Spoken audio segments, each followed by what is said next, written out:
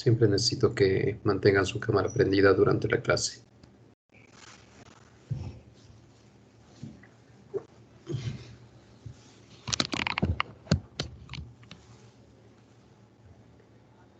Gracias.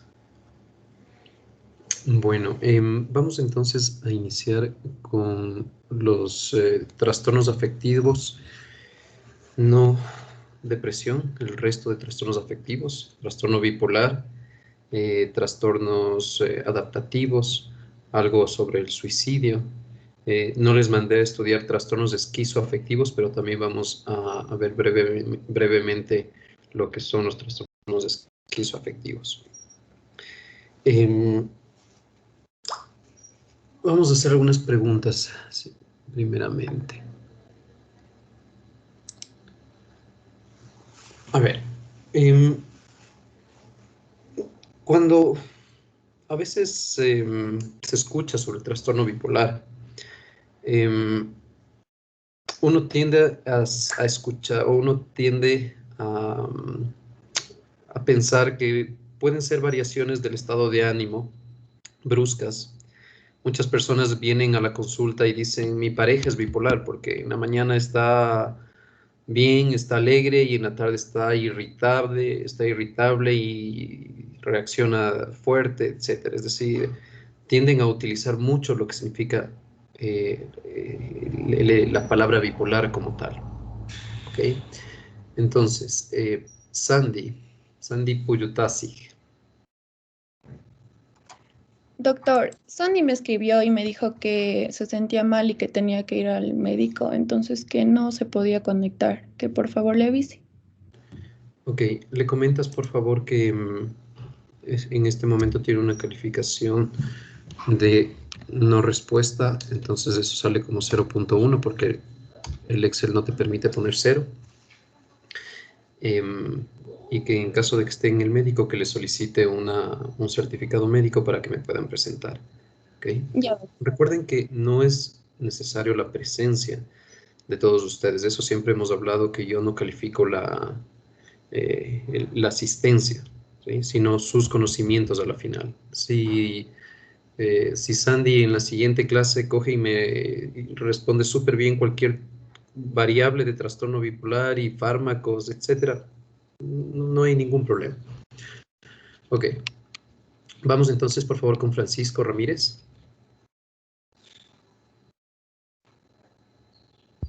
Buenos días, Doc. ¿Me escucha? Sí, gracias. Ok, Francisco. Entonces, estábamos hablando sobre este hecho de lo que se dice del trastorno bipolar, estas variaciones bruscas de estado de ánimo, etcétera. Quisiera que tú me des un concepto de lo que es trastorno bipolar. ¿Qué consideras tú?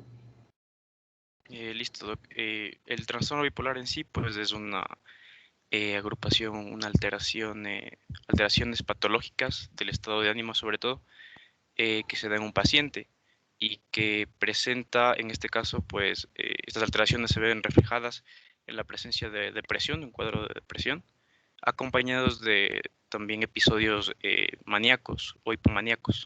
¿Eran maníacos mixtos o hipomaníacos?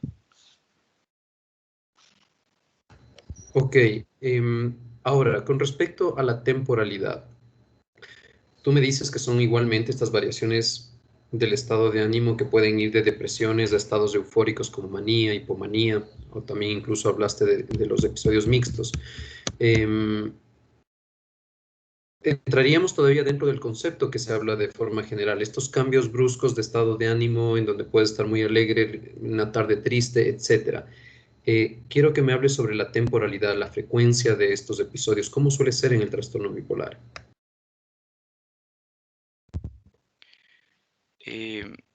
Estos episodios de ánimo, estos, bueno, mencionaban que duraban más o menos 1 o 2 semanas, más que nada los síntomas en los episodios. Pero en sí, la crisis, como decirla, ¿a eso se refiere, Doc?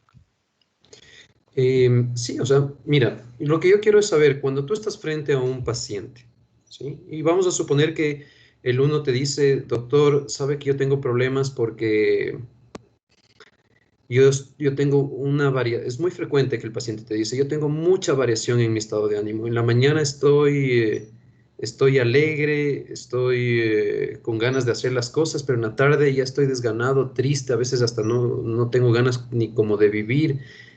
Eh, ¿Cómo yo diagnostico un trastorno bipolar? ¿Esa persona es bipolar probablemente la que me dice eso?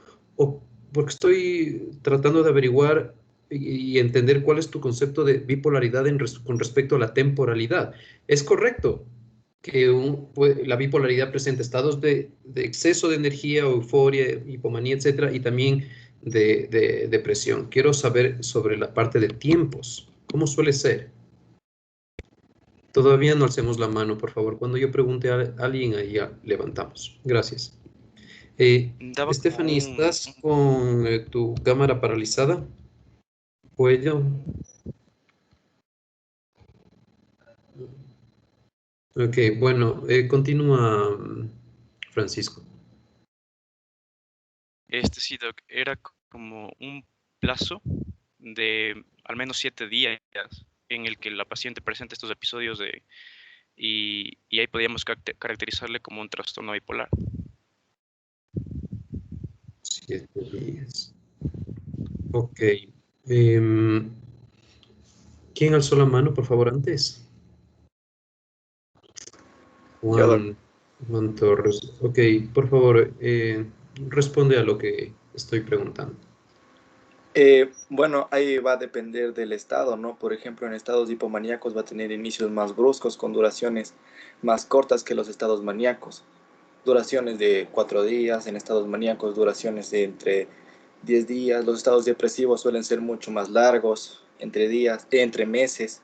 Los estados maníacos suelen durar días y meses. En los estados mixtos son, como usted dijo, que fluctuaciones más, como que en la mañana me siento depresivo, más después me siento con hiperactividad, así. Ujú. Ok, ¿cuál es tu nombre? Juan José Torres. Vamos un segundito. Torres, ok. Juan José, ok. Ok, Juan José. Quiero retomar el tema de la clásica consulta del paciente o de la paciente que dice que tiene estos cambios bruscos de estado de ánimo. ¿Tú considerarías que es un tipo de trastorno bipolar? No entiendo, dijiste 7 días. ¿Dijiste 7 días de qué? Yo no dije los 7 días, doc.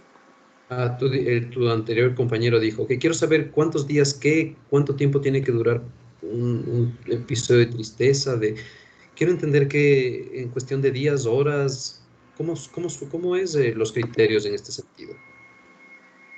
Por ejemplo, una diferencia entre el estado hipomaníaco y el maníaco es que el hipomaníaco suele presentar una duración más corta, le daba un aproximado de 4 días, a diferencia de los estados maníacos, que suelen durar una semana.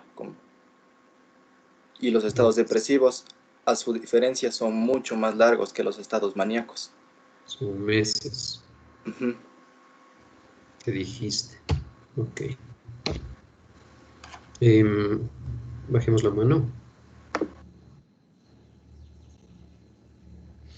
¿Alguien más? Última persona que quiera decir, Kevin, por favor. Kevin Castillo. Ah, sí, es que primero que nada, no sé, bueno, habíamos definido antes que el trastorno bipolar es un trastorno psicótico que en el caso de la fase maníaca tiene que ser al menos una semana en el plazo de 6 a 9 meses. En el caso de la fase depresiva va a ser mayor a 2 semanas. En el caso, no, en este es de 6 a 9 meses. En la fase maníaca es de 2 a 4 meses, al menos, pero tiene que ser mayor a una semana. Si es depresivo, mayor a 2 semanas. Y si es ciclado rápido, por ejemplo, 4 episodios o más al año. Eso es lo que yo había consultado.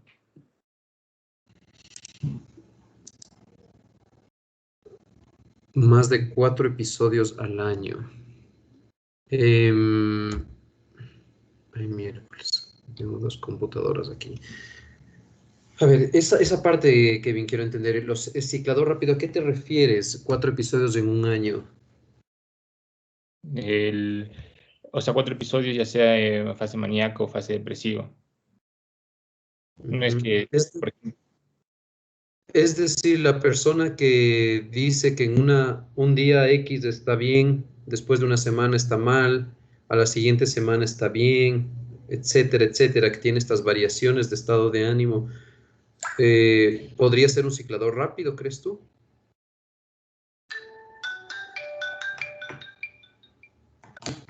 Kevin.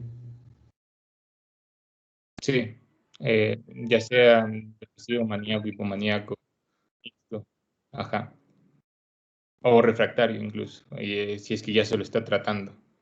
Ok, ya no voy a hacer más preguntas, podemos bajar la mano sobre este tema. Ok, todavía no puedo calificar esto, Kevin. Eras Kevin, ¿no es cierto, Castillo? Ya. Ok, estabas un poco más cerca, Kevin, pero todavía falta definir adecuadamente esto. Primeramente, el trastorno bipolar es una enfermedad grave. ¿Ok? Diagnosticar un trastorno bipolar realmente le condena a la persona que es diagnosticada de esto ser tratada de por vida. ¿Ok? Con múltiples efectos colaterales de la medicación probablemente. En el género femenino no tenemos ningún fármaco que esté dentro de la categoría, ni siquiera categoría C, es decir, que se pueda medir el riesgo, etcétera. A pesar de que algunos sí se podrían, estamos en esa fase. Pero la gran mayoría de medicamentos utilizados en trastorno bipolar no son compatibles en un embarazo. Entonces, cuando diagnosticamos trastorno bipolar es delicado por múltiples factores. Entonces, estamos hablando de una enfermedad grave. He tenido muchos casos de personas que han sido mal diagnosticadas de trastorno bipolar. Así, mujeres que vienen a sus 40 años ya tomando 15 años medicación de trastorno bipolar, no tuvieron hijos por esa razón. Aumento de peso, obesidad, etcétera, por los medicamentos utilizados, somnolencia, otros problemas. Y finalmente, nunca tuvieron trastorno bipolar. ¿Okay? Debémonos, por favor, de este concepto. Esos cambios de estado de ánimo bruscos que habla la gente no es trastorno bipolar. Prácticamente nunca. Esa tendencia de estar alegre un momento, triste otro, en que la persona habla sobre esa tendencia, tiene un problema y se pone mal o se pone muy reactivo, irritable, etcétera, eso no es trastorno bipolar. ¿Ok? ¿Alguien sabe qué es eso? ¿A qué tipo de problema se relaciona esa tendencia reactiva que cambia? Ok, María, la primera persona que alzó la mano, María, no avancé el apellido, a ver. Doc, es un trastorno límite de la personalidad. Bien, ok, luego ya te voy a seguir preguntando un poco más para ver si te puedo calificar. Entonces, si has respondido antes una bien. Sí, es correcto. Esa tendencia del trastorno límite de personalidad. También hay el trastorno histriónico de personalidad que también puede confundirse un poco, pero mucho más del trastorno límite. Es una enfermedad que con mucha frecuencia se la cataloga como trastorno bipolar. Son las personas reactivas en donde están bien con su pareja en la mañana, algo pasó en su día y se vuelven irritables y se ponen tristes. Un día se quieren morir porque les pasó algo y dicen que se van a matar. En el siguiente día están gritando que aman el mundo y le aman a todos los que están a su alrededor. Muchas veces así se comportan los trastornos los trastornos límites de personalidad y son catalogados como bipolares. Por lo tanto, recuerden, esa tendencia de estar cambiando su estado, el estado de ánimo o la forma de reaccionar de forma abrupta es clásico de los trastornos de personalidad inestables. El principal, el trastorno límite. Sin embargo, también podemos tener trastorno histriónico de la personalidad que se puede también confundir. ¿Ok? Entonces, llevémonos de eso en la mente. La ciclación rápida que dijo, habló su compañero Kevin, tiene que ver, es correcto, más de 4 episodios en un año, a eso ya se llama ciclación rápida. La ciclación rápida se la llega en un trastorno bipolar cuando ha sido maltratado un trastorno bipolar en la mayoría de veces, o cuando no ha sido tratado, ¿sí? Por lo tanto, ¿qué es lo más frecuente en un trastorno bipolar? Que tenga un episodio cada año, un episodio cada 2 años, un episodio cada 4, cada 5, cada 6 años. ¿Sí? Estamos viendo cómo es ahora ya la cuestión de temporalidad en un trastorno bipolar. ¿Sí? ¿Qué significa? Cuando viene un paciente a consulta, grupo traumático. Ok, sí. Cuando viene una paciente a consulta con un clásico episodio depresivo, ¿sí? Vamos a suponer una persona de 37 años que viene por primera vez a la consulta con un episodio depresivo. Sí, perfecto, parece ser un episodio depresivo simple, etcétera, y después en la historia siempre yo pregunto características de antecedentes de manía o de hipomanía en esa persona. ¿Sí? Entonces se le pregunta, sí, ¿sabes? ¿Alguna vez en el pasado has tenido hiperactividad, no duermes, hablas demasiado, etcétera? Y dice, sí, alguna vez me pasó eso cuando tenía 23 años, ¿sí? 10 años antes, 12 años antes. Ya es un signo, todavía no puedo diagnosticar bipolaridad. Mucho cuidado, el diagnóstico de trastorno bipolar tienes que estar completamente seguro de los episodios para eso. ¿Ok? Pero ya pongo yo una nota en la historia clínica y decir riesgo de bipolaridad, manejo con cuidado. ¿Ok? Manejo con cuidado. Porque, ¿qué sucede con María Isabel? ¿Qué sucede, Mantilla, cuando a un paciente bipolar le comienzo a dar antidepresivos? ¿Tú sabes qué sucede con estas personas? ¿Cuáles son los problemas, los riesgos y qué sucede con estos pacientes, sabes? Sí, o sea, si le damos antidepresivos, sobre todo los tricíclicos, puede haber un viraje de manía. O sea, el paciente está depresivo, pero debido a esos fármacos que se le administra va a haber un viraje rápido de manía. Perfecto. Todavía te voy a seguir preguntando para tu nota. Viraje o ciclación es lo mismo, que es una persona depresiva. Le doy antidepresivos, pero en realidad no ha sido depresión unipolar, solo depresión, sino ha sido depresión bipolar, es una bipolaridad. Le doy los antidepresivos y le puedo pasar a un estado maníaco o hipomaníaco, o mixto, pero más maníaco o hipomaníaco.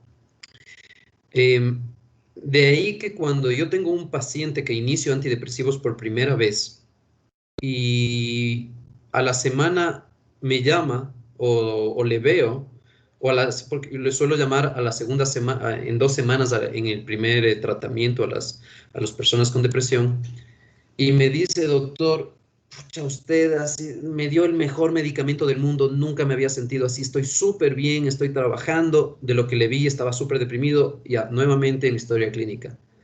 Ojo, riesgo de bipolaridad, no puede responder tan rápido una persona con una depresión a los antidepresivos, ¿sí? Entonces son cosas que uno va entendiendo en ese sentido. Entonces tenemos que tener cuidado cuando tengamos pacientes depresivos al momento de iniciar medicación antidepresiva, obviamente en su primer episodio. Ok, entonces, estamos viendo sobre la temporalidad de los episodios. Ya sabemos que se debe presentar de forma infrecuente estos episodios en la fase inicial. Es por eso que a veces pasan desapercibidos en la primera parte de los trastornos bipolares. Solo tuvieron una hipomanía, claro, se sienten solo muy bien. No es necesario tener depresión para ser diagnosticado trastorno bipolar. ¿Sí? Una persona puede tener solo episodios maníacos o hipomaníacos o mixtos sin necesidad de depresión. ¿Ok? Eso también, por favor, tomen en cuenta al momento de los diagnósticos. No siempre es necesario tener episodios depresivos. Ok, ahora, sí fue correcto el hecho de los 4 días de diferenciación entre episodio hipomaníaco y maníaco. ¿Okay? Lo que no fue correcto es decir que un episodio maníaco dura 2 meses, o algo así que dijeron. El episodio hipomaníaco por lo general es menos de 4 días, el episodio maníaco es mayor a 4 días.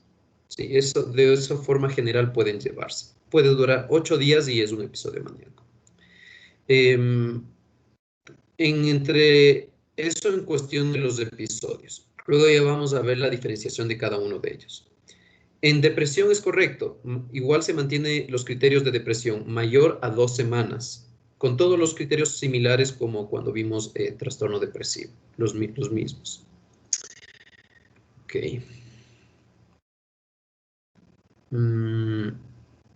¿Alguien quiere responder cómo se presentaría el paciente con episodios mixtos?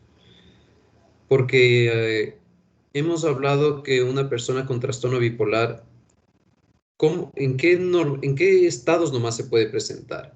Hipomaníaco, maníaco, depresivo, mixto y un estado eutímico, ¿sí? No está ni arriba ni abajo, está eutímico. En todos esos episodios se puede presentar.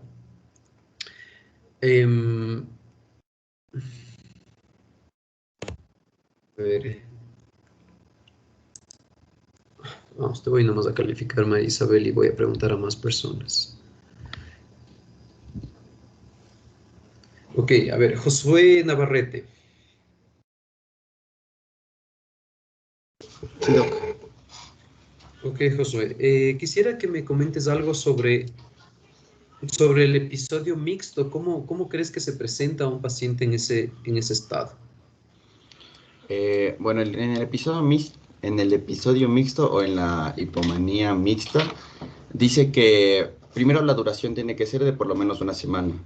En esta tiene que haber tanto depresivos como maníacos y también puede ser hipomaníacos. De ahí da como en el libro decía que los criterios pueden ser que se presenten esto en una duración de 7 días o una semana, que tiene que estar, la mayor parte de esta semana tiene que ser predominantes, o sea, tanto el estado depresivo como como el maníaco, y también que ya antes debía haber sucedido algún tipo de episodio, tanto de hipomanía o como manía, y también podía ser depresivo. O sea, antes pueden haber sido solo unipolar y después progresar a bipolar o manía mixta. Ok, Josué, no, mezclaste muchos términos, no es correcto. Ahora, quiero entender, Josué, ¿cómo le ves a un paciente? ¿En qué se queja? ¿A qué te refieres? ¿Cómo está el paciente cuando va a la consulta para considerar que tiene un episodio mixto? Quisiera que me des ejemplos de cómo se comporta, de qué es lo que dice, qué es lo que le dice la familia, qué es lo que dice él. Pues, como dice que puede presentar tanto irritabilidad como al mismo tiempo tristeza y euforia, podría ser un paciente que de un momento a otro rápidamente esté contando algún tipo de experiencia del trabajo y de repente comienza a asociar con tristeza de algún tema de algún compañero que tal vez tuvo experiencias tristes y él asume esa tristeza, pero el estado, o sea, creo que el signo general está en que su estado cambia de estar eufórico, de estar feliz contando algún tipo de experiencia con la familia y de repente su estado de ánimo baja rápidamente y comienza a sentirse más triste, a hablar más decaído, a tener fases más deprimentes y creo que esa podría ser como ese cambio rápido o brusco del estado de ánimo. Ok, todavía no te puedo calificar. Ok, el episodio mixto es uno de los ¿Quieres, a ver, por favor, Sebastián, querías decir? ¿Sebastián fue quien dijo o...? Sí, Doc. Ok. Bueno, según lo que sabía, era que según el CIE-10 se necesitan 3 criterios principales para saber cuándo es un episodio mixto. El primero era que debe de haber un cambio brusco, una sucesión rápida, que debe de ser en menos de 2 horas, entre un cambio maníaco, hipomaníaco o puede ser depresivo. También se necesita de que dos de estos síntomas, ya sea maníaco, hipomaníaco o depresivo, se mantengan en al menos 2 semanas. Y finalmente que haya o tenga un antecedente de al menos un episodio de hipomanía, manía o depresivo anteriormente. Ok. Em, ¿Te suele decir Sebastián o tu nombre Bayardo? Sí, Doc, cualquiera de los dos. Ok. Bueno, el episodio mixto realmente es uno de los criterios o periodos de la bipolaridad que son más difíciles de diagnosticar. ¿Ok? Si bien es correcto que pueden haber variaciones rápidas, ahí sí, de hipomanía o de depresión, en realidad lo más frecuente en estos pacientes es que se mezclan ambos síntomas. Pero ¿cómo puede una persona estar feliz y triste al mismo tiempo? ¿A qué se refiere con eso? Uno de los síntomas cardinales en el episodio mixto es algo que se denomina la disforia. ¿Ok? La disforia, dos puntos se suelen, la irritabilidad y la disforia. Esos son los dos puntos principales que se ven en el episodio mixto. La disforia es una sensación desagradable de lo que uno está ese momento sintiendo, ¿ok? Es decir, una persona puede estar con mucha energía, con una sensación de alegría, ¿sí? Como que pleno estoy con energía, eso, pero dentro de él se encuentra irritable, se encuentra con una sensación molesta de lo que no le gusta sentir esas sensaciones, a pesar de estar con energía, hablando mucho, haciendo planes, etcétera, ¿ok? Pero se siente irritable y no le gusta sentirse así. Por el otro lado tenemos el paciente que está triste, que está sin ganas de vivir, pero al mismo tiempo está irritable y está con hiperactividad. Nuevamente, está hablando muchísimo con la gente, no duerme, etcétera, pero se encuentra triste, ¿sí? Entonces, es una sensación de de síntomas depresivos y síntomas hipomaniacales o maniacales en conjunto. Es más infrecuente que haya 2 horas del uno, 2 horas del otro, más bien se mantienen mezclados ambos grados de síntomas de hipomanía o de depresión. Así se suele presentar los episodios mixtos, irritabilidad y sensaciones de disforia. Nuevamente, persona alegre pero irritable, ¿sí? Reactiva, molesta, que no se siente bien. ¿Sí? Paciente triste pero hiperactivo. Eso es los episodios. ¿Quieres decir algo, Maite? Sí, Doc. Yo tenía una pregunta y es que no me queda muy claro cómo puedo diferenciar entre un episodio de manía y de hipomanía. Porque, es decir, además de la temporalidad, ¿no? Porque nos dice que la hipomanía hasta 4 días consecutivos y la manía una semana. Pero en el caso de estos episodios mixtos que va a tener tanto manía como hipomanía en el transcurso de horas, si nos dice que igual van a estar irritables, que, bueno, así básicamente, y nos dice que de los criterios del grupo B, que deben cumplir 3 de ellos, y muchos de ellos son similares, entonces, ¿cómo definir si es manía o hipomanía?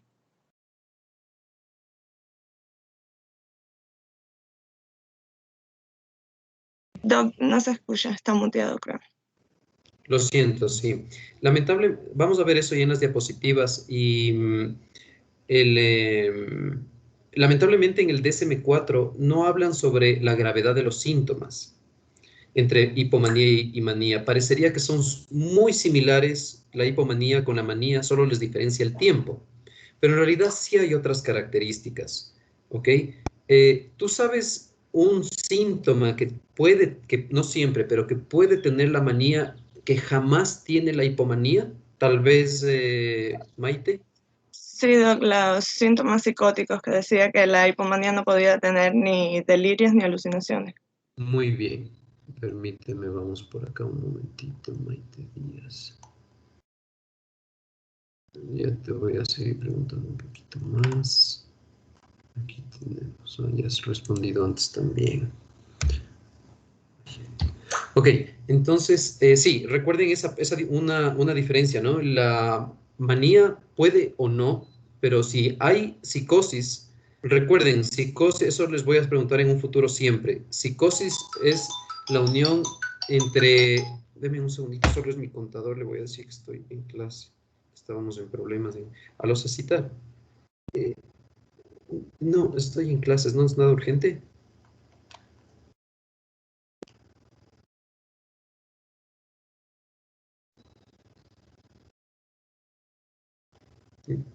Ok.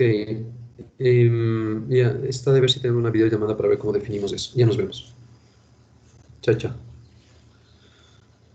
Ok, gracias. Entonces, entre manía, cuando existe psicosis, les decía, psicosis es la unión de dos síntomas principales, alucinaciones y delirios. ¿Ok? Por si acaso alguien creo que dijo el trastorno bipolar es un trastorno psicótico. Por favor, la persona que dijo eso tiene que corregir. No es un trastorno psicótico, es un trastorno afectivo el trastorno bipolar. Los trastornos psicóticos son otros, esquizofrenia, psicosis breve, esquizoafectivo, trastorno esquizofreniforme, etc. Ok, entonces, si una persona tiene trastorno bipolar y presenta psicosis, alucinaciones o delirios, es manía. O mixto. Solo en los dos se pueden presentar episodios psicóticos. También en depresión. También existe depresión con síntomas psicóticos. En el único, digamos, más bien dicho, en el único episodio de la manía que no puede existir psicosis es en la hipomanía. Vamos a ver si podemos presentar un momento las diapositivas. La anterior vez no tenía cursor, así que esta vez voy a ver si puedo compartir pantalla preferiblemente para saber si ahí me sale el cursor. Compartir contenido.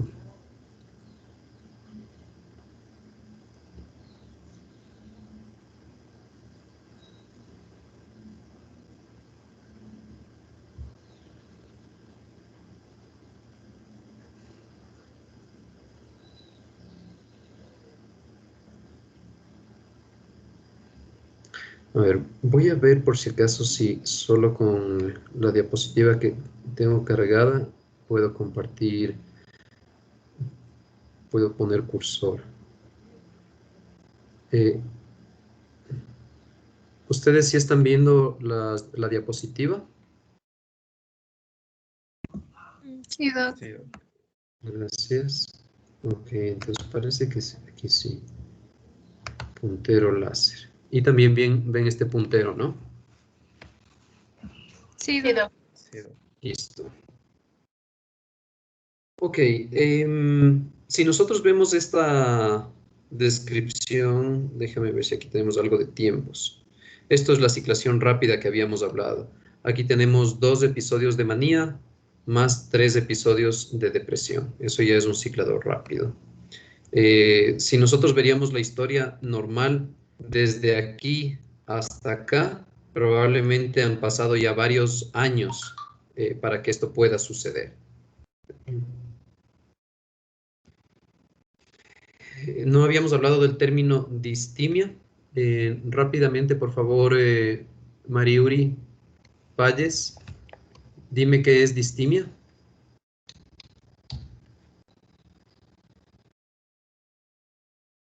Mariuri. ¿Sí me escucha? ¿Aló? Sí, dime qué es distimia.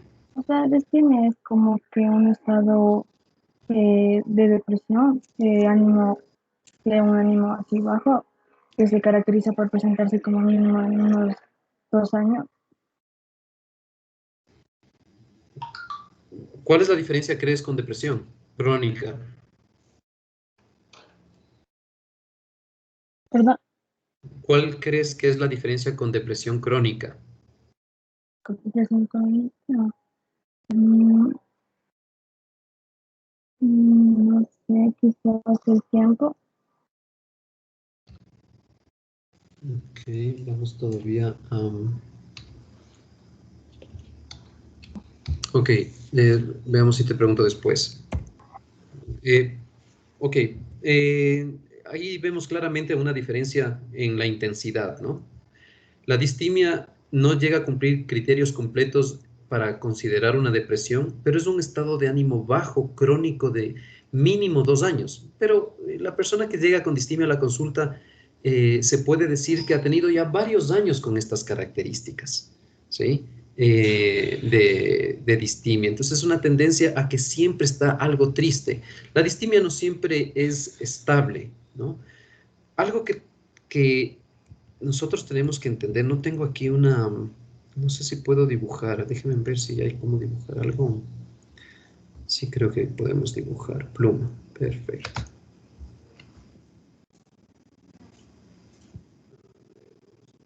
Entonces, tenemos esta forma de presentación. Vamos a suponer que el estado de ánimo normal va desde con el límite de ahí con el límite de acá. Sí están viendo lo que dibujo, ¿no es cierto? Sí, Doc. Gracias. Entonces, una persona con un estado de ánimo, déjenme ver si les cambiamos un poquito para hacer más didáctico esta situación. Listo.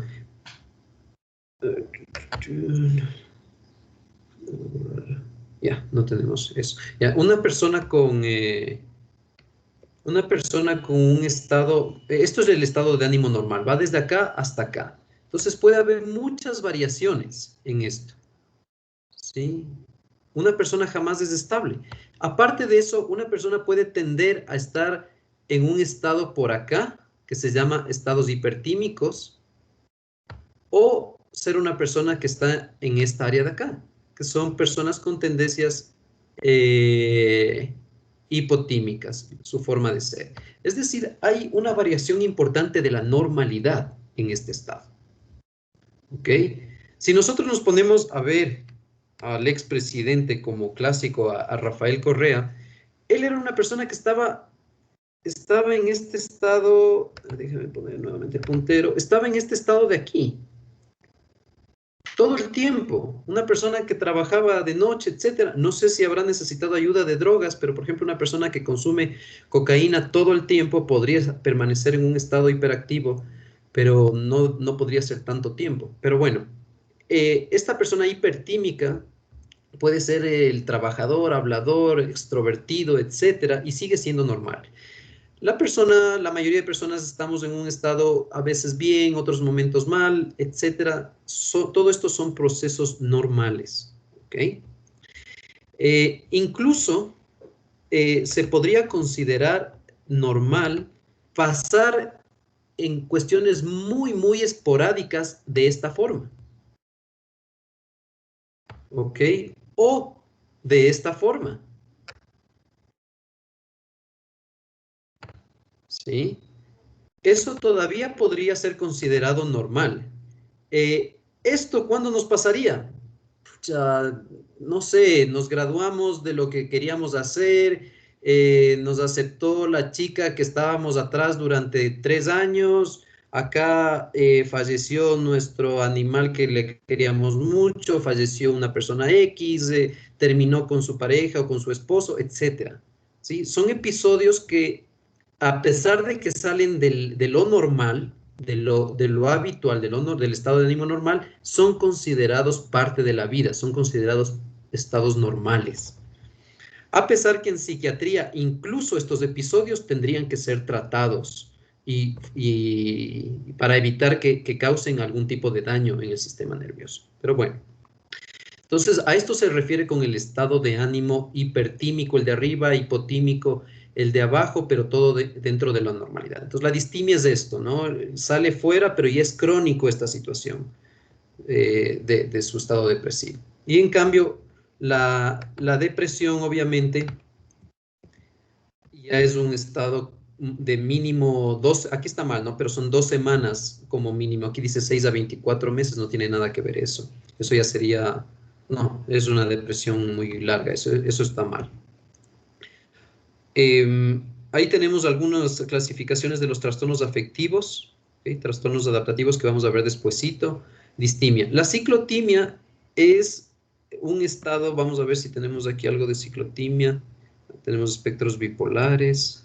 Bueno, luego vamos a ver eso. Fase depresiva, fase de hostilidad, cambios rápidos de humor, comportamiento descontrolado, insomnio. No tenemos mucha clínica. Bueno, vamos por aquí una parte. El trastorno bipolar que puede presentarse en episodio actual hipomaníaco. La diferencia entre hipomanía y manía ya habíamos dicho, una vez cuestión de tiempos, menos de 4 días es considerado hipomanía, mayor de 4 días, a pesar que dice mayor a 7, entre 4 a 7 días. Más de una semana es considerado manía. Eso ya ves como en forma general. Vamos a decir menos de una semana, porque eso ha cambiado en el DSM-5, en cambio. Bastante. Menos de una semana hipomanía, más de una semana. Aparte del tiempo, la manía tiene un mayor grado de intensidad de síntomas. Muchas personas con hipomanía no se dan cuenta que están con ese estado, sino son las personas más cercanas a ellos que se dan cuenta. Familia o amigos que siempre están junto a ellos o personas cerca del trabajo quienes están todo el tiempo compartiendo. Que se pueden dar cuenta que están en un estado algo exagerado en sus actos, ¿sí? Pero todavía es concordante con el ambiente, no salen tanto del ambiente. Pueden ser considerados que están en un día excelente, hablan con energía, hablan con los jefes, hablan con sus profesores, dan ideas. Entonces parecería que es excelente estar en estado hipomaníaco. Y las personas que sufren de esto, cuando lamentablemente ya se diagnostican trastorno bipolar, dicen, doctor, ¿cómo puedo hacer para permanecer siempre en ese estado? Claro, porque cuando se les da tratamiento, bajan a su estado eutímico. Y muchas personas con trastorno bipolar, en realidad su estado eutímico es más como hacia la baja, más como pasivos, no energéticos, etc. Entonces, no es fácil porque hay personas que tienen estados maniacales algo crónicos, que se acostumbran a estar así. Pero bueno, el estado maníaco. El estado maníaco, por lo general, es francamente, incluso el mismo paciente nota que está mal. Las demás personas, ya no solo los que le conocen, sino ya puede ser discordante con la sociedad. Puede coger y salir y gritar. Es como que si vamos a suponer que un alumno estuviera aquí con trastorno, con episodio maníaco, estaría levantando la mano todo el tiempo o activando su micrófono y diciendo, doctor, estoy de acuerdo con usted y yo considero esto y que esto pasó o sea, esa sería una persona con episodio maníaco. ¿Cómo sería una persona con episodio hipomaníaco? Asimismo está levantando la mano, pero al momento de darle la palabra da esto, dice esto otro, doctor esto, como bastante coherente, pero le doy la palabra y se acabó, ya no vuelve a decir nada. El maníaco estaría activando su sonido todo el tiempo, a veces incluso cantando, podría activar su micrófono y decir, muchachos, les quiero a todos y quiero decir que son lo mejor del mundo. Ese sería un maníaco, ¿ok? Ya sale de lo habitual, ya todas las demás personas dirían, ok, aquí está este man algo mal. Nuevamente ahí tenemos el episodio maníaco con síntomas psicóticos. Ustedes pueden ver que no existe la clasificación de hipomaníaco con síntomas psicóticos. En cuestiones de depresión, los episodios también pueden ser igualito como se presentan en la depresión unipolar. Depresión leve, moderada, grave, sin síntomas psicóticos, grave, con síntomas psicóticos. Y el episodio actual mixto. Sin embargo, aquí no le han puesto el episodio actual mixto con síntomas psicóticos y sin síntomas psicóticos. ¿Ok? Entonces, esas son las diferencias entre manía y hipomanía en cuestión de intensidad, de psicosis y de tiempo. Eso es lo que les diferencia. Lo más llamativo, por lo general, suele ser la intensidad de los síntomas, por favor. Luego vamos a ver los síntomas en general. Trastorno bipolar menos episodio de manía, bipolar 2. A veces se dice el bipolar 1 y bipolar 2, no es lo mismo. Bipolar 1 es el que se presenta manía, bipolar 2 es el que se ha presentado hipomanía. La ciclotimia es lo contrario de la distimia, es más hacia arriba por un periodo de 2 años. Bueno, no son exactamente lo mismo, porque este sí tiene una variación frecuente del estado de ánimo. En el DSM-5, la ciclotimia ya pasa a ser otro tipo de enfermedad, ya desaparece. Vamos a ver, bipolar 1 con manía, bipolar 1 ciclador rápido, eso no importa. Algunos síntomas de lo que sucede en los episodios maníacos e hipomaníacos son similares, solo cambiemos un poco la intensidad de los síntomas. Una persona en estos estados, uno de los temas principales es lo que ustedes ven aquí, el sueño, necesidad de sueño disminuida. ¿Okay? No existe prácticamente episodios maníacos o hipomaníacos que duerman bien. ¿Okay? Lo interesante de esto es que a pesar de dormir mal, a pesar de dormir poco, el siguiente día están igual con energía. A diferencia de la depresión, que también se presenta estados depresivos, estados de problemas de sueño en la depresión, pero al siguiente día están muy cansados porque no durmieron bien. ¿Okay? En la manía no, puedes dormir 2 horas, 3 horas, 1 hora, o no dormir nada durante toda la noche y seguir con buena actividad el siguiente día. Otro de los temas clásicos es, ¿dónde está? El habla acelerada. ¿Sí? Habla acelerada relacionada con su taquipsiquia, con su velocidad de pensamiento acelerada. Entonces, no duermen, comienzan a hablar bastante. Es interesante verán en YouTube en algún momento ejemplos de pacientes maníacos, traten de verlos reales porque hay actores, a pesar de que muchos lo hacen bastante bien. De cómo se suelen presentar a consulta, ¿sí? Entonces casi no te dejan hablar. Están, doctor, esto, me pasó esto, y les comienzan a conversar. Cuando no están psicóticos, pueden ser bastante creíbles, pero ya cuando ya están psicóticos, ya te comienzan a decir, y sí, me comuniqué con el presidente de Estados Unidos y me ha encargado hacerle varios tipos de cuestiones en su gabinete y y en realidad todo tiene que ver con Dios y yo sé que soy un enviado. O sea, así más o menos puede hablar un maníaco con síntomas psicóticos, pero el maníaco no psicótico es coherente, pero está demasiado conversón. Ok, habla acelerada y sueños son bien frecuentes. Dentro de esto, que no le veo aquí, está el nivel de, tal vez porque son solo síntomas, son bastante distraídos. Como tienen tantas cosas en su cabeza, comienzan a hacer otra actividad, comienzan a planificar muchas cosas en su vida. Entonces, el maníaco viene y dice, doctor, ya me inscribí en este curso y acabo de vender. Esta parte de impulsividad y de conducta imprudente están muy cercanos el uno con lo otro. Porque al tener tanta actividad a nivel cerebral, sus planes que todos los seres humanos tenemos planes en la cabeza. Si ustedes se ponen a pensar y dicen, todos deciden, ok, en algún rato voy a seguir este curso de inglés, a mí me encantaría tener este negocio, ¿qué pasa si voy a este hospital? ¿Qué pasa si, o sea, todos los seres humanos estamos pensando a veces en actividades que podríamos tener a futuro. En la manía es como que todo eso se junta y lo quieren hacer al mismo tiempo, ¿ok? Entonces pueden coger y gastar sumas de dinero sin ninguna razón, pueden coger e ir a comprar un carro ese rato y endeudarse con la tarjeta de crédito, en eso inscribirse en cursos, de ahí se refiere a conductas imprudentes e impulsividad. La libido también es un tema que esto se acompaña, si tenemos la libido aumentada, más conductas imprudentes, sabemos que en las fases de manía e hipomanía hay mayor riesgo a la promiscuidad, ¿ok?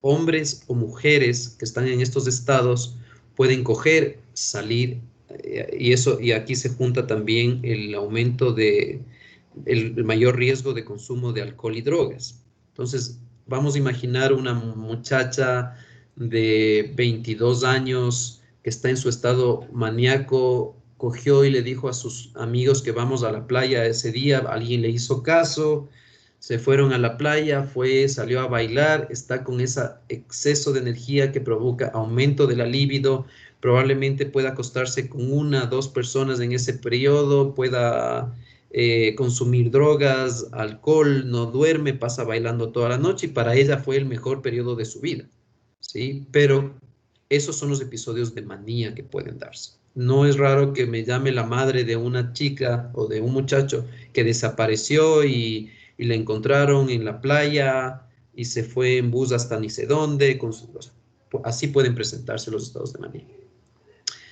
Grandiosidad, obviamente el nivel de autoestima si estás en ese estado es súper alto. Entonces, debe ser muy pleno pasar por un estado de hipomanía o manía, ¿sí? Muy similar a estar con un estado de intoxicación por cocaína o no de intoxicación, pero sí de efectos de la cocaína de forma crónica durante varios días o incluso semanas. Entonces se siente que puede hacer lo que sea, ¿okay? Puede hacer realmente lo que sea. Hay personas que sufren de trastorno bipolar y han hecho cosas extremas en sus episodios de manía. Ok, hay pintores como Van Gogh, holandés, que al parecer tuvo trastorno bipolar. El Kurt Cobain no, bueno, ustedes ya no escuchaban mucho ese tipo de rock, no sé, algunos. Hay personas que en esos estados de manía han tenido niveles de creatividad extremadamente altos y han hecho cosas interesantes. Ahí estamos ya los síntomas psicóticos, eso ya sabemos. En la depresión, ya sabemos. Síntomas cognitivos, ya sabemos, la taquipsiquia, aumento de la velocidad del pensamiento, distraídos. Eso de la conciencia de enfermedad, recuerden que en la hipomanía casi no tienen conciencia. En la manía ya suelen darse cuenta que algo está mal, pero todavía no quieren aceptarlo, saben que algo no está bien. Ok. Optimizantes, problemas personales persistentes. Ok, todavía tenemos algunos otros temas que tratar. A ver. Lamentablemente, vamos a ver un segundito.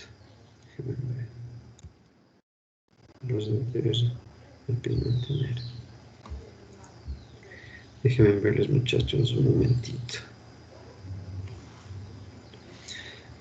Con ustedes conversamos cuáles son los pilares de la vida de un ser humano y las áreas donde se tienen que investigar para saber, por ejemplo, cuán grave es una enfermedad. Creo que sí hablamos con ustedes, ¿no es cierto? En las primeras clases, ¿no? Ok, bueno. Los pilares del ser humano y que en todas las enfermedades tienen que ustedes evaluar son simplemente 4 pilares. ¿Okay? Por el un pilar es el pilar de lo que se denomina laboral académico, económico. ¿Okay? Es un solo pilar. Económico, académico, obviamente, si estás previo a tu periodo laboral, como ustedes están en este momento estudiando. Entonces, vemos cómo te está yendo en tus estudios, ¿sí? Entonces, eso es un pilar importante. Si ya eres médico, si ya eres ingeniero, etcétera, y estás trabajando, tenemos que ver cómo va tu trabajo. Y eso está ligado directamente a la economía. ¿Sí? Entonces, una persona con un trabajo estable, sí, etcétera, va a tener una economía estable. Ese es el primer pilar. ¿Qué va a pasar en una persona con depresión en este pilar? Por ejemplo, falta clases, no tiene ganas de estudiar. Le pregunto qué es esto, qué es este otro. Como no estudió, no sé, y no le importa si le pongo bien, le pongo mal. Entonces comienza a afectar este pilar. ¿Okay? Entonces, este es el primer pilar. Segundo pilar, familiar.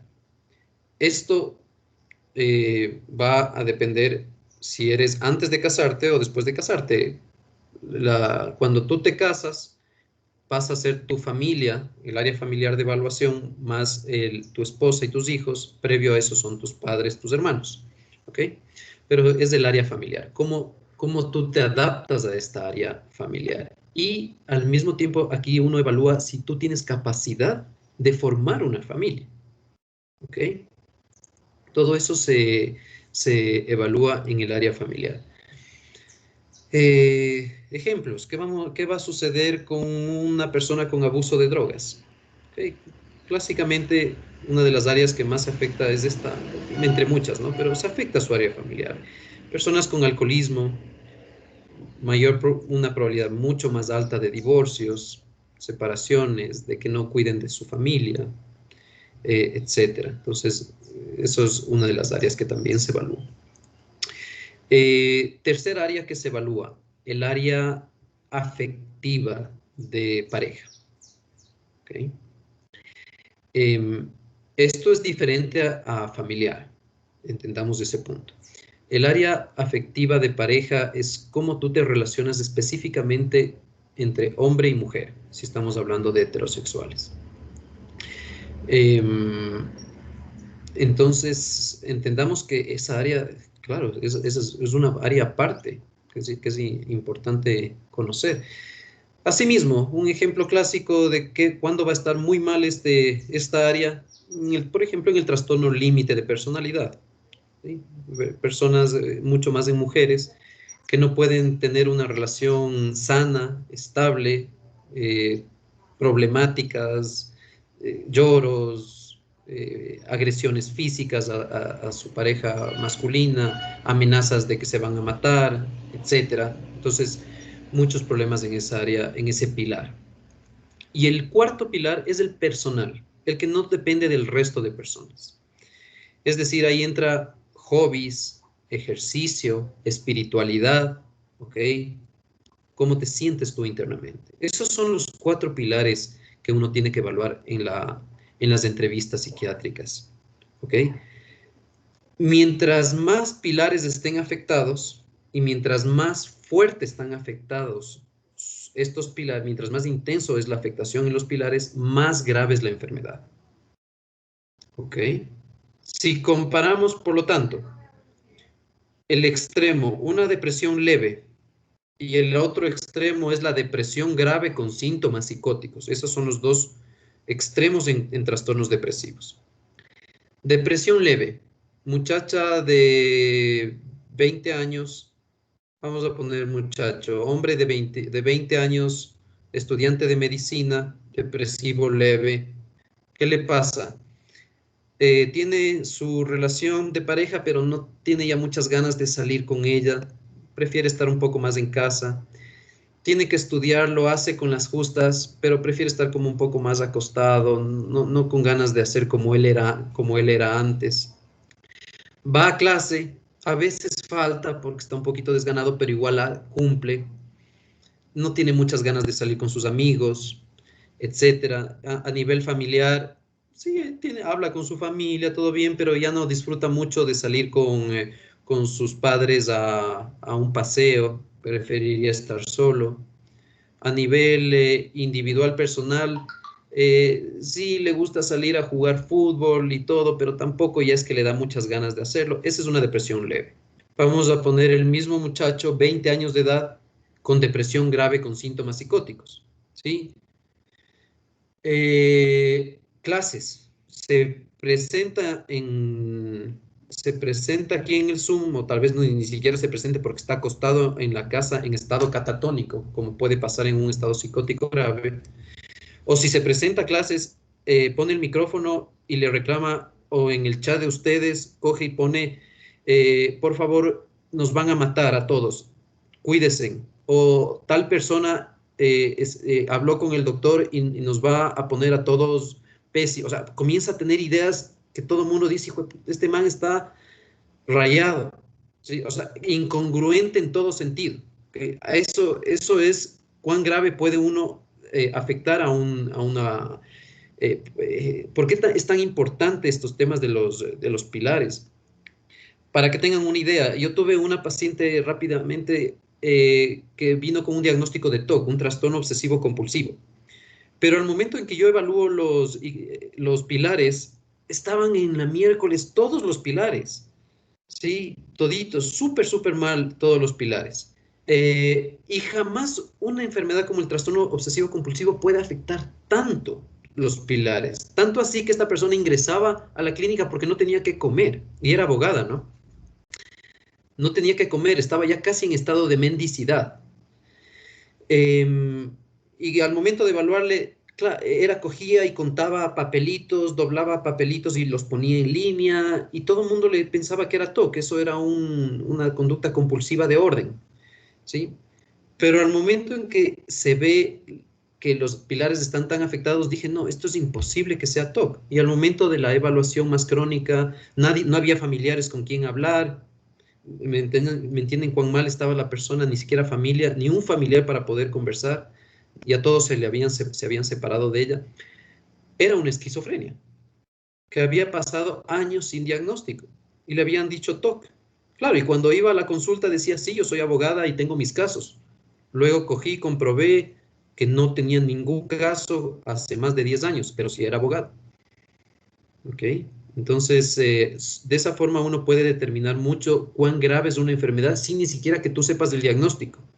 Tú este momento coges, ves una persona, te llaman a ver un caso psiquiátrico, no sabes criterios de esto, no sabes criterios de este otro, pero ya puedes decirle esto es grave o no es grave. ¿Sí? Con esta evaluación de los 4 pilares. ¿Sí? Entonces, si ya pasa a estado grave cuando se afectan estos 4, rápidamente, no, esto no puedo manejar yo, manden rápidamente al psiquiatra. Ok. Estábamos en trastorno bipolar, pasemos nuevamente, ya no sé si sigo compartiendo pantalla o no.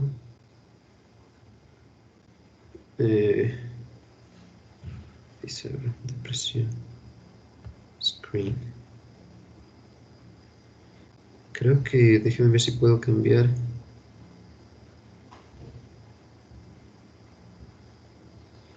Creo que me salí también un segundito de las diapositivas, pero en cambio ya no le encuentro las de aquí están.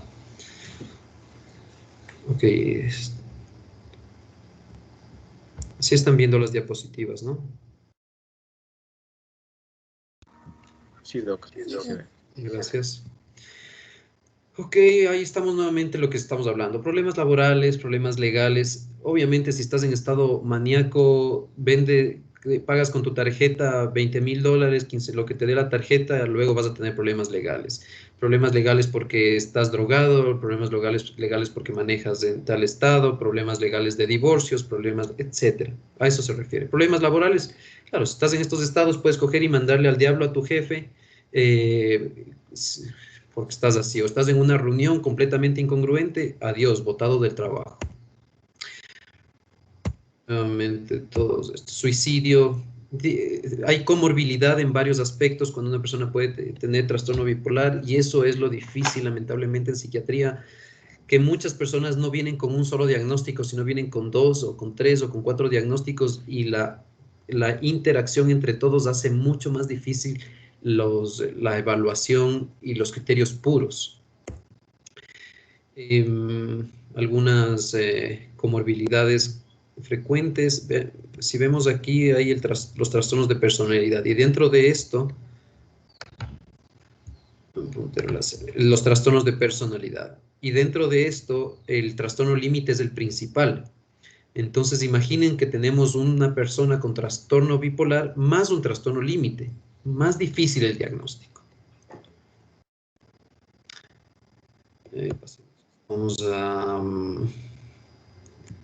Vamos a tratamientos.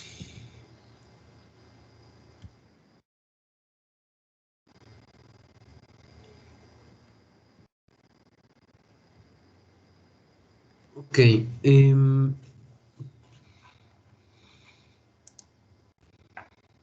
Marco, a ver, vamos primero con Lisbeth San Pedro. Sí, Doc, ¿me escucha? Sí, gracias. Lisbeth, cuéntame un poco sobre el tratamiento de trastorno bipolar. Ya, bueno, según lo que yo estaba leyendo, decía que se podría tratar tanto episodios hipomaníaco, maníaco y el depresivo. En lo que era el episodio hipomaníaco, sí va a usar lo que era el carbonato de litio, dependiendo de 600 a 2700 miligramos al día. También se podía usar lo que era el ácido valproico, de 500 a 1500 miligramos por día. Y en caso de que se necesitara una benzodiazepina, que podría ser en caso para insomnio, como el lorazepam, que iba a usarse de 1 a 2 miligramos al día, o para sedarle al paciente, que era el clonazepam, de 1.5 a 6 miligramos al día. En caso de que hubiera sido un paciente bipolar con historia de manía, se tenía que retirar los antidepresivos y tratar de darle antiansiolíticos. Eso es lo que decía en el libro. También hablaba del episodio maníaco en el que se daba lo que era litio, en una manía lo que era moderada no psicótica. Este litio decía que actuaba de forma lenta entre 7 a 10 días y también decía que se podía usar benzodiazepinas. En cambio, en una manía más severa se usaba lo que era litio más benzodiazepinas y más antipsicóticos también. Pero que había que tener mucho cuidado con los antipsicóticos porque estos podrían causar un poco de daño al paciente. También hablaba de que estos antipsicóticos se encontraba lo que era el cloroproma, no me acuerdo muy bien cómo se llamaba pero el uno era aloperidol, si es que no me equivoco, pero que como les dije hay que tener mucho cuidado porque esto podía causar una depresión pospsicótica después. También hablaba sobre lo que eran antipsicóticos atípicos, que se podían usar y que eran mucho mejores que los típicos. Y uno de los que hablaba que se podía usar es el clozapina, si es que no estoy mal, era el clozapina. Y para lo que era episodios depresivos, se usaba lo que eran estabilizadores de ánimo, como el litio, la carbazepina y el ácido valproico. También usaban un medicamento de primera línea, que era la lamotrigina, y si no se llegaba como que a controlar la depresión, se usaba antidepresivos. El primero que era el bupropión y de segunda línea se podría utilizar lo que era la fluoxetina, la sertralina y algunos fármacos que hablaba ahí. También hablaba mucho de lo que podía tratarse con también la hospitalización del paciente, algo más, no me acuerdo qué era. El tratamiento profiláctico, también hablaba mucho del tratamiento profiláctico para los pacientes. En eso se usaba para episodios maníacos y depresivos de trastorno bipolar. Eso, Doc. Bueno. En resumen, ¿cuáles son los grupos farmacológicos con los que se trata la bipolaridad en general? ¿Cuáles? A ver, dime los grupos farmacológicos. Serían los estabilizadores de ánimo, como les había dicho, el litio, el ácido valproico son los que más usan para los...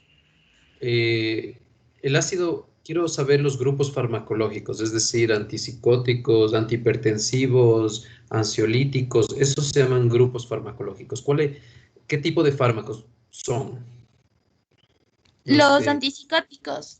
Perfecto. Ese es un tipo de medicación que se utiliza para trastorno bipolar. Vamos a ver para qué después. Antipsicóticos. ¿Qué más? También los antidepresivos, como usaban, pero no... Está bien. Antidepresivos número 2. ¿Qué más? Los antipsicóticos atípicos. No, ya dijiste antipsicóticos. O sea, ya sea típicos o atípicos, siguen siendo antipsicóticos. Está bien. Antipsicóticos típicos, atípicos, antidepresivos, porque no vamos a comenzar a decir antidepresivos, los inhibidores selectivos de la recaptación. No, tenemos antidepresivos, antipsicóticos, ¿qué más? Mm, las benzodiazepinas también. Ok, ¿qué son las benzodiazepinas? Bueno, está Eh, bien, benzodiazepinas, lo que dijiste varias veces ansiolíticos, pero puede haber otros tipos de ansiolíticos. Benzodiazepinas, ¿ok? ¿Algo más? también puede ser hipnóticos sedantes. Un Como grupo. el sol. ¿Cuáles? Puede ser, por ejemplo, según lo que yo había leído un poquito en fármaco, era de que se puede usar los ramelteón, si no estoy mal. Ujú. Ok, ¿qué otro Pero grupo? para insomnio también. También puede usarse los antiansiolíticos que no son sedantes, en cambio. Ya dijiste benzodiazepinas, esos son los ansiolíticos como tal. O bueno, u otro tipo de ansiolíticos, no importa. ¿Algún otro? No, doc, ya no me acuerdo, ¿Qué la es, verdad. qué es el litio? El litio se supone que es para, a ver, déjame acordarme. El litio es eutimizante, es el único medicamento eutimizante. Ok, pertenece a un grupo atípico, solo es eutimizante. Ok, ¿qué es el ácido? ¿Dijiste que la carbamazepina, el ácido valproico también se utiliza o no dijiste eso? El ácido valproico se Ok, ¿y utiliza. qué es? Estos son antimaníacos efectivos. ¿A qué grupo pertenecen? Son, solamente me acuerdo que son estabilizadores de ánimo, no estoy muy segura, doc. Por favor, el ácido valproico es anticonvulsivante. Ese es el grupo farmacológico al que pertenecen, anticonvulsivantes. Ok. Entonces, en resumen, déjenme ver qué tenemos por aquí para saber si mejor vamos a pasar a verles así. A ver, muchachos, vamos a verlos nuevamente. A ver, Lisbeth, dijiste muchos fármacos en varios aspectos, pero tenemos que organizar la forma de utilización de todo lo que dijiste. Sí estuviste bien en la mayoría de cosas, pero todavía hay algo de desorganización en el hecho de los tratamientos. Los fármacos que se utilizan para tratar la base del trastorno bipolar es el eutimizante principal, es el litio, el único, ¿ok? Como grupos farmacológicos. Los antipsicóticos, ya sean estos típicos o atípicos, ¿ok? Tenemos los anticonvulsivantes, entre ellos los más utilizados va a ser el ácido valproico, la carbamazepina, la lamotrigina, y se acabó. ¿Sí? Con esto tratamos el trastorno bipolar. Litio, antipsicóticos y, me falta, perdón, el cuarto, antidepresivos. ¿Okay? Esos son las áreas. Los antidepresivos son los más delicados en el uso del trastorno bipolar, porque ya sabemos que tenemos que tener riesgo, existe riesgo de viraje o de switch a la manía. Cuando utilizamos antidepresivos tenemos que tener mucho cuidado con este cuarto grupo. Ahora, ¿cómo vamos escogiendo los fármacos? Va a depender de cómo está el paciente. Puede estar depresivo leve en un trastorno bipolar, puede estar depresivo moderado o grave, puede estar un episodio depresivo grave con síntomas psicóticos, todo dentro de una base bipolar, ¿no? Puede presentarse el paciente a urgencias maníaco, con psicosis, alabando a Dios, poniéndose de rodillas y queriendo pegar a la enfermera. Puede ser episodio maníaco grave con síntomas psicóticos. Puede ser un paciente hipomaníaco que simplemente está en la consulta, habla. Puede ser una persona que está con ideación suicida depresiva, ¿okay? O simplemente puede ser un paciente que acude a consulta ya con 5 años de bipolaridad y que dice, estoy estable, doctor, pero tengo estos otros problemas de aumento de peso, etcétera. Es decir, va a depender de qué, o más bien no ese, sino vamos a suponer el caso del mismo paciente que ingresó alabando a Dios y pegando a la enfermera, pero después de de 2 semanas de estabilización en hospitalización, ya tenemos que mandarle a casa y no le podemos mandar sedado, no le podemos mandar dormido, sino tenemos que mandarle con un tratamiento de mantenimiento. ¿Ok? Entonces, con esos 4 grupos farmacológicos nosotros manejamos los trastornos bipolar en general. Hay un fármaco que se utiliza en un montón de enfermedades psiquiátricas, prácticamente ninguna trata la base, pero nos ayuda muchísimo, que son los tranquilizantes, las benzodiazepinas. ¿Sí? Las benzodiazepinas. Las benzodiazepinas en realidad no hacen nada en la base del trastorno bipolar, pero nos ayudan mucho en el proceso de tranquilizar al paciente en diferentes estados. De ahí que se utiliza bastante benzodiazepina, pero como tratamiento de base no, la benzodiazepina, si no son estos 4. En resumen, si tenemos bipolares con sintomatología psicótica, obviamente vamos a utilizar antipsicóticos. ¿Sí? Obviamente. ¿Okay? El litio es el eutimizante, uno de los más estudiados, bastante bueno, pocos efectos colaterales, etc. Es un buen fármaco. Sí, lamentablemente tiene algunas circunstancias, pero bueno. Eutimizante significa normal, ¿no? Como les decía, el eutiroideo es tiroides normal. Hipertiroideo, hipotiroideo, hipertímico, eutímico. Entonces, el eutimizante es el que trata de que ni se suba ni se baje. Sin embargo, el resto también hacen lo mismo. También pueden tener características eutimizantes los antipsicóticos, los anticonvulsivantes también. Todos tienen esas características, pero el litio es el principal. Si voy a mantener un tratamiento a largo plazo, puedo darle litio a esta persona. El litio tiene un nivel de toxicidad corto, una ventana de toxicidad corta, por lo tanto tenemos que hacer exámenes de sangre para saber cuál es el nivel de litio normal de ese paciente, ¿sí? Que ya deben más o menos conocer, va desde 0.6 a 1.2 el rango terapéutico, ¿okay?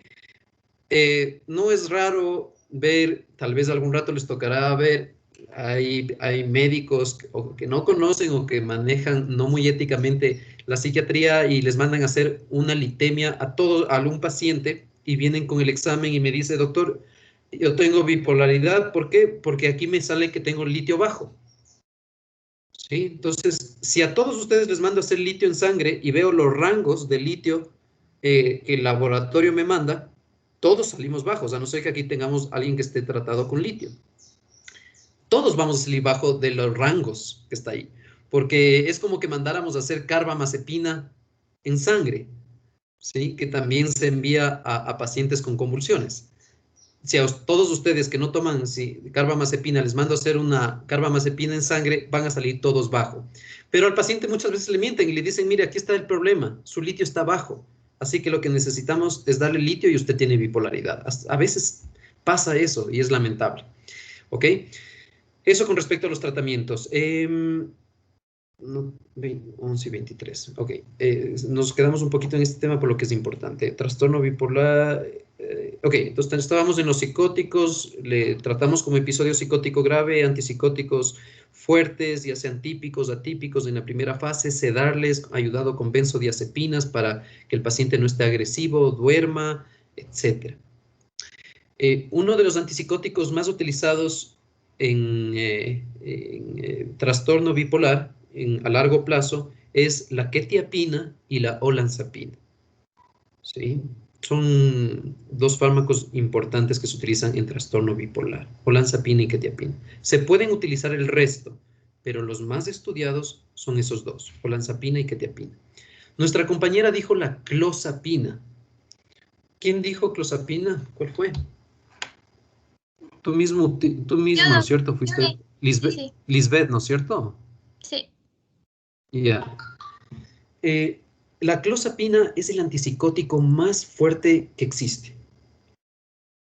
Es súper bueno. Lamentablemente es demasiado sedativo, le noquea a la persona, le duerme demasiado. Hay un riesgo leve, muy leve, de agranulocitosis que le puede llevar a la muerte al paciente. Los médicos, incluso los psiquiatras, tienen un poco de miedo de utilizar este antipsicótico sin saber que es uno de los que en casos especiales va súper bien, en psicosis refractarias, etc. Pero no es de primera línea, por favor. Los anticonvulsivantes. El anticonvulsivante más utilizado para trastorno bipolar es el ácido valproico. ¿Okay? Ácido valproico, valproato, 500 miligramos, desayuno, almuerzo y merienda. Hay el de liberación prolongada, que se da solo 2 veces al día, etc. También se lo puede utilizar a largo plazo, como de mantenimiento. No se utiliza mucho carbamazepina prácticamente, es mucho mejor el ácido valproico. La lamotrigina que dijo nuestra compañera. La lamotrigina tiene una única indicación en trastorno bipolar de evitar la ciclación, evitar los episodios depresivos frecuentes. Se lo vende las casas farmacéuticas cada vez que a veces viene una visitadora a médicos y me dice, doctor, le visito con lamotrigina para que dé a sus pacientes con depresión bipolar o pacientes deprimidos bipolares. No es verdad. Uno no trata el episodio depresivo bipolar con lamotrigina. La lamotrigina se lo utiliza solo como para prevenir episodios depresivos repetitivos. ¿Ok? No sirve la lamotrigina para episodios agudos, para episodios maníacos agudos, para optimizar. No, no es eso. Ok, creo que terminamos con respecto a este tema. Vamos a pasar a suicidio. Sí, tenemos un tiempo más para suicidio, que también es un tema que es interesante. Creo que a ustedes les comenté que yo estuve en un juicio casi 2 años de suicidio de un paciente que falleció en la clínica de neurociencias bajo mi cargo. Sí les comenté, ¿no es cierto? ¿No? Ok.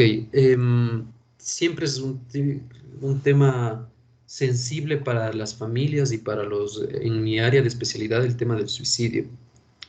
Sí, era un muchacho que ingresó 24 horas, vamos a ir un día martes a las 4 de la tarde, le vi que estaba extremadamente depresivo, recomendé un tipo de tratamiento, se negó. Al siguiente día la madre le había llevado una bufanda y le encontramos colgado en el baño de la clínica. Sí, y así estuve en juicio 2 años en este caso. Algunos temas de esta área. Voy a ir preguntando algo, ya adelanté el anterior vez sobre el hecho de los tabús y de lo que no es cuestión de tener voluntad o de ser muy valiente o poco valiente o de manipular y no manipular. Ya algo adelanté sobre estos temas.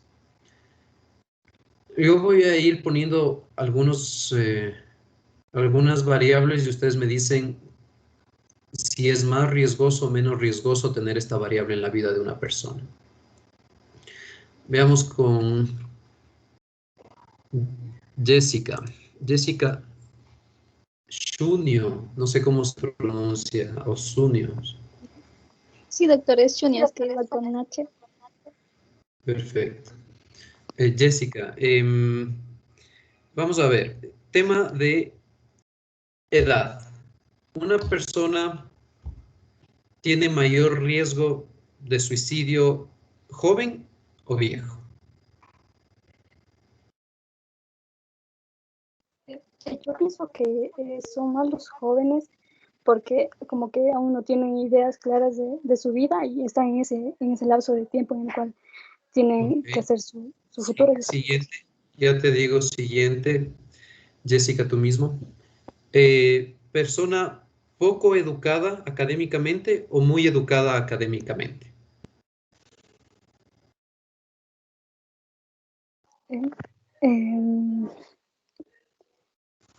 Yo pienso que no habría un determinante en eso, en que uno sea más predisponente a otro, pero Igual.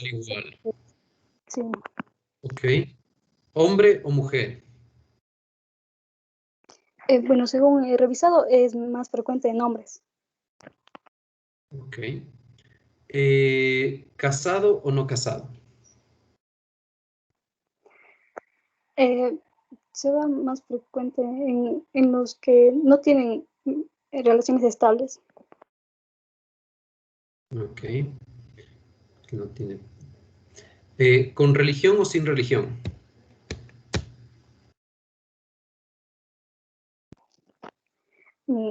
Sin religión. Ok. Bueno, en algunos dijiste bien, pero en los principales dijiste mal, Jessica.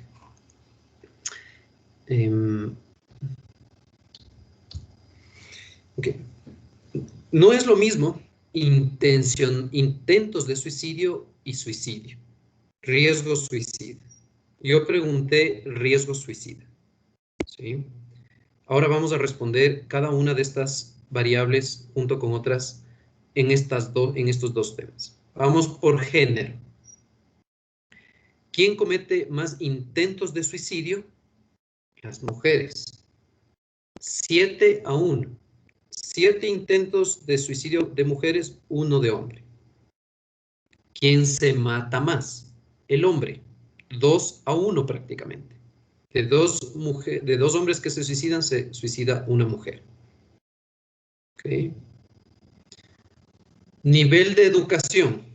Lo mismo. Mayor nivel de educación, mayor riesgo de suicidio. A un médico anestesiólogo no va a ir a emergencias con unos cortecitos en las muñecas o tomándose 4 complejos B, ¿no? Un abogado no va a ir tampoco a emergencias de la misma forma con cortecitos de acá.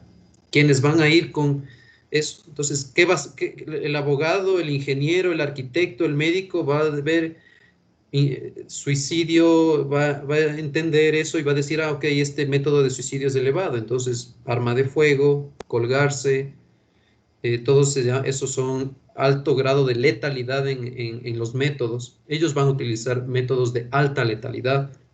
Por lo tanto, mayor riesgo de suicidio, una persona más educada académicamente. ¿Okay? Mayor probabilidad de intentos de suicidio, una persona educada, una persona menor educada académicamente. ¿Sí? Ellos son los que cometen más intentos. En cuestiones de edad, mayor riesgo de suicidio, una persona mayor. El abuelito, la abuelita de 60 años, 50 años, no va a acudir a urgencias nuevamente con unos cortecitos por acá, con unas cosas por acá, unas cosas simples, no. Una persona mayor y que quiere matarse, o ya viene tomado a urgencias todos los digitálicos para su presión alta, o ya viene tomado todos sus antidiabéticos, pero jamás vas a ver una abuelita con cosas simples que se pueden ver en muchachos jóvenes. ¿Ok? Entonces, pero lo contrario para intentos de suicidio. Obviamente, mayor probabilidad de intentos de suicidio es en personas jóvenes y no en adultos mayores. Ahí nosotros vamos viendo cada vez cómo evaluamos cuán riesgoso es este caso. ¿Sí?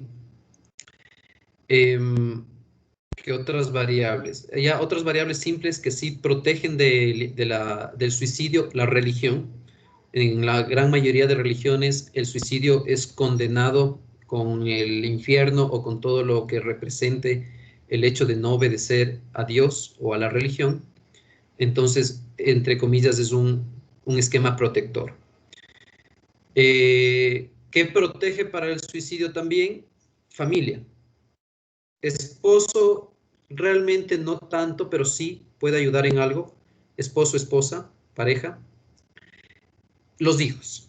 ¿Okay? Los hijos es un determinante también de protección hacia el suicidio. En general suele ser una de las últimas líneas en donde ya se rompe si ya se rompe la cuestión de que no me mato por mis hijos, estamos súper cerquita. Si ya dice, ¿saben cuál es la frase que viene después de eso cuando una madre o cuando un padre ya se va a quitar la vida? Es, mis hijos van a estar mejor sin mí. Por eso voy a tomar esta decisión. Cuando ya vienes, o sea, si escuchan esa frase, es grave la cosa. Esa persona se va a matar. Tenemos que ingresarle y tratar todo lo posible. Hijos, ¿ok? Entonces ya tenemos algunos temas para identificar cuán riesgoso es un paciente que ingresa con una idea o no de quererse matar. ¿Cuáles otros factores tomamos en cuenta para esto? La ideación y la planificación. Mientras más planificado es un suicidio, más riesgoso. Eso depende del nivel de reactividad. Si acude a urgencias una muchacha que nuevamente porque se jaló el semestre, porque terminó con su pareja y viene con algunos cortes que hay que suturarle y que se quería matar, y le preguntamos la razón y nos dice pasó esto hoy día, está media tomada o tomado, y después de eso, claro, dice, no, ya no me quiero, no, en realidad no quiero matarme, yo era porque estaba así. Entonces, esa es una ideación suicida con poca planificación. Viene la misma muchacha que le terminó su pareja hace 3 meses y se deprimió, le está yendo mal en la universidad y dice, sí, me pasó esto hace 3 meses, estoy en estas circunstancias, ya no tengo ganas de ir ni siquiera a la universidad y hace un mes ya comencé a pensar en cómo matarme porque ya no veo razón para vivir, comencé a buscar en el internet. Ojo, mucho más riesgo en ese caso, mayor nivel de planificación, mayor riesgo de suicidio. ¿Qué otro riesgo también se toma en cuenta? El nivel de letalidad de la idea que se le viene a la mente. No es lo mismo en que una persona diga, sí, en realidad me voy a lanzar de mi departamento. Yo vivo en el 8º piso. Ok, mayor nivel de letalidad. A que me diga, sí, capaz, sí, he pensado en tomarme el paracetamol o he pensado tomarme estos antihipertensivos o estas gotas. Obviamente puede tener cierto grado de letalidad, pero es menos a lanzarte de un 8º piso. Con fármacos o con toxicidad lo puedes salvar, pero de la otra forma no. Peor, arma de fuego, colgarse, alta letalidad. Entonces, todos esos temas nosotros tenemos que evaluar cuando tengamos un paciente con ideación suicida.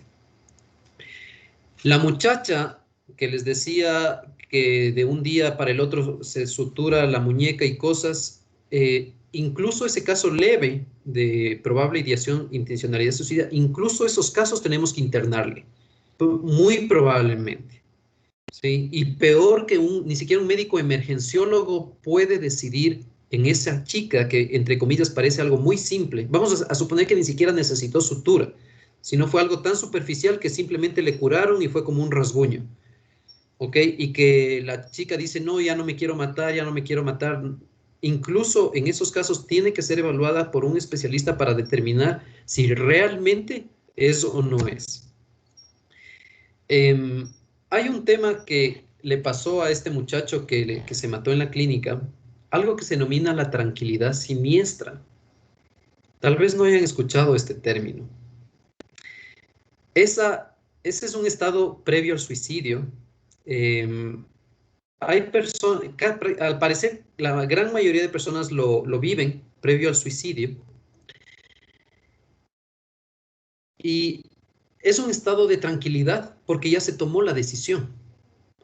Por lo general, dura periodos cortitos de tiempo, 1 hora, un día, puede durar ese estado. Y es cuando la persona ya decidió matarse. ¿Ok? Entonces, son los últimos minutos u horas que la persona actúa para llegar a ese fin. Muy pocas veces yo me encuentro con esos estados, pero obviamente es el estado más grave de riesgo suicida que existe. ¿Ok? Entonces, suponemos la persona que tiene deudas, le dejó la pareja, se le murió tal persona, le van a meter juicios, etcétera, etcétera, etcétera. Y un día dice, ya, mañana o hoy noche me mato. Esas horas, el paciente está tranquilo, ya no sufre. está viendo tele, ya probablemente escribió a las personas que tenía que escribir, ya se despidió, etcétera. En esos episodios a veces se suelen despedir, que hay que tener cuidado. ¿Okay? Entonces, y eso les lleva finalmente ya para el suicidio. Ok, ahí veíamos una imagen del TEC, del tratamiento electroconvulsivo de la máquina. Eso creo que ya hablé sobre este tema del TEC en algún momento en las primeras clases sobre lo que significa en muchas personas con depresiones e ideación suicida elevada, el TEC es excelente. ¿Ok? ¿Alguien sabe? No sé, vamos a ver por si acaso. Marilyn Ayala. ¿Sabes cómo, cuáles son los fármacos utilizados para tratar ideación suicida? Solo como ideación suicida. No relacionados con depresión ni nada. Simplemente ideación suicida. ¿Qué hago? ¿Qué les doy? A lo menos en ideación suicida grave. No, doctor, solo para la ideación. ¿Para qué?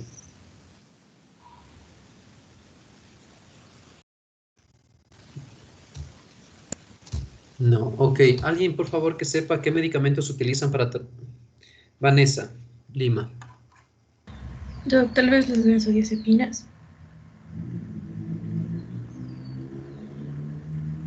¿Alguien más? Último, Sarela o Alexandra. El litio, Doc, y los antipsicóticos de segunda generación. ¿Cuál es tu apellido? No avancé a ver. Valverde. ¿Dónde estás? Aquí estás. Ok. ¿Te suelen decir Sarela o Alexandra? Sarela, Doc. Perfecto. Sarela, ¿dónde chequeaste esto? ¿Por qué lo dices? Porque había escuchado que creo que nos dieron en la clase del semestre pasado, o en farmacología, que la olanzapina y la quetiapina, al ser antipsicóticos de segunda generación, se podía usar en riesgos de intento suicida. Ok. Dijiste también litio, ¿no? Sí, al ser un estabilizante un optimizante. Te falta un grupo farmacológico que hay que mezclarlo con los dos que acabas de decir.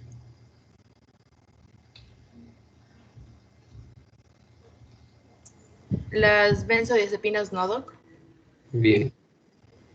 Ok. Los 3 medicamentos utilizados para evitar el riesgo suicida, en especial en pacientes internos, tienes que mezclar estos 3 grupos farmacológicos. Un antipsicótico, litio y benzodiazepinas.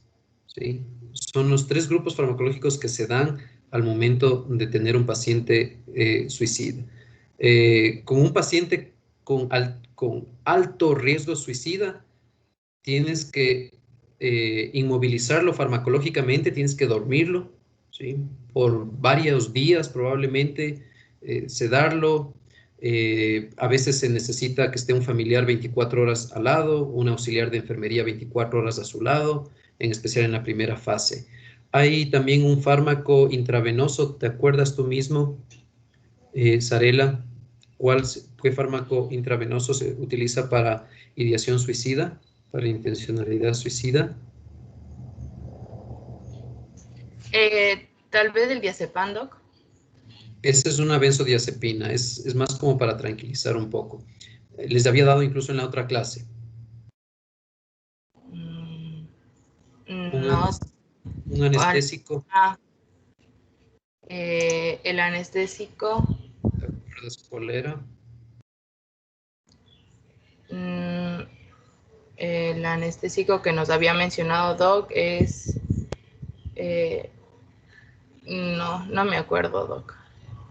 Okay, tenías que acordarte. Es la ketamina. ¿Okay? La ketamina también se utiliza para ideación suicida. Ok, los últimos 15 minutos o 10 minutos los utilizamos rápidamente para trastornos adaptativos. Okay. El trastorno adaptativo es algo bien frecuente, bastante frecuente, y las personas cogen y a veces diagnostican trastornos depresivos o trastornos ansiosos en vez de diagnosticar un trastorno adaptativo. Se lo ve en todos lados. Como su nombre lo indica, es la dificultad de adaptación ante un estresor que la persona vive. ¿Ok? Entonces tenemos los trastornos adaptativos tipo depresivos, tenemos los trastornos adaptativos tipos ansiosos, tenemos los trastornos adaptativos depresivos, ansiosos. Permítame un segundito, quiero ver, creo que son, denme un segundito.